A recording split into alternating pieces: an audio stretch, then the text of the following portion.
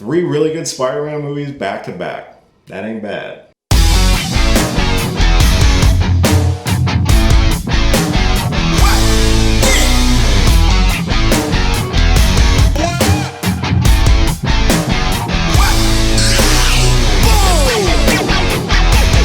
What's going on, everybody? It's your boy Will, and I'm here to do my quick review for Spider-Man Far From Home. Spider-Man Far From Home is coming right off the heels of Avengers Endgame, so just a fair warning, I might have some minor spoilers for Avengers Endgame, but it's almost coming out on Blu-ray, and most people have already seen it, so just wanted to be nice and say that. So Spider-Man Far From Home picks up almost immediately after the events of Avengers Endgame. In Avengers Endgame, we are actually 5 years in the future in 2023. So that's where this movie takes place. We get to see a world that is recovering or adapting to the event of people returning from the dead.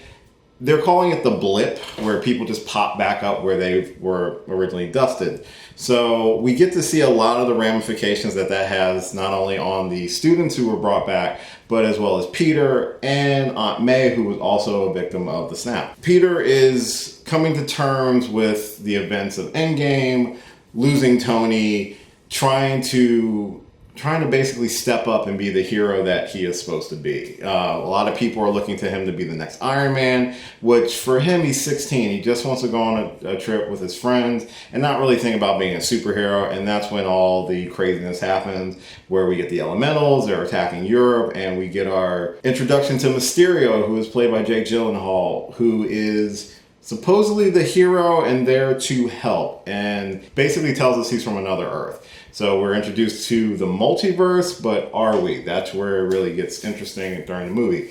I will start off by saying this is a great movie. I really enjoyed it, hands down. It is one of the best Spider-Man movies. I will say I think I like Homecoming a little bit more, but this invokes a lot of the same things that Homecoming did so well. Being a coming-of-age story, a teen drama, basically high school comedy wrapped in a superhero sandwich. That's pretty much what this movie is. You spend most of the time really focused on Peter and his classmates and just his everyday life, which is an aspect of Spider-Man that I've always enjoyed. The constant struggle of duality between wanting to just have a normal life, wanting to be with the girl that he likes, or being responsible and being there for the world to be able to step up and take the mantle of top superhero, so to speak. Tom Holland's performance at this point is probably my favorite Spider-Man performance compared to some of the previous iterations that we've had. He encompasses the character so well that you really feel for him, especially on top of that now dealing with the loss of Tony and the responsibility that it's just overcoming him to the point where he doesn't know what to do. And his supporting cast is which is really important as well, and the interactions that he has with the other characters. Him and MJ's relationship that develops throughout the film is a joy to watch. I love Zendaya's take on the Mary Jane character, even though her name is Michelle, and it's really refreshing to the love interest character, where she's not like a damsel in distress. She's very poignant. She has her own soul, and it's not just the girl who's interested in the guy. Ned Leeds is still his best friend. He's still great and hilarious. We get Nick Fury, who is kind of our proxy Avenger character in this movie, which gets interesting towards the end, and I'm going to do kind of a spoiler discussion about the 2 post-credit scenes that this movie gives you, because they are bombshells. Jake Gyllenhaal as Mysterio was perfect. I thought his performance was great, entertaining, encapsulating. It's very engaging with the audience. You believe that he is here to help. You believe he is a future hero.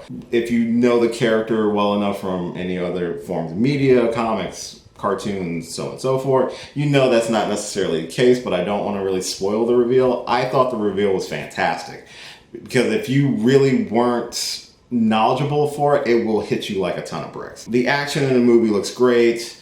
I loved his relationship, even with Aunt May. His relationship with May after she discovers he's Spider-Man at the end of the first movie, you would think that she would be super overprotective, but she is super supportive. And I think that just kind of shows how they're taking that character in a different direction, where she's going to worry about him, obviously, but she knows what he can do and that he is a hero. Happy Hogan's in the movie too, played by Jon Favreau. He's kind of the link between what Peter lost with Tony, and is serving more as a surrogate Uncle Ben to me.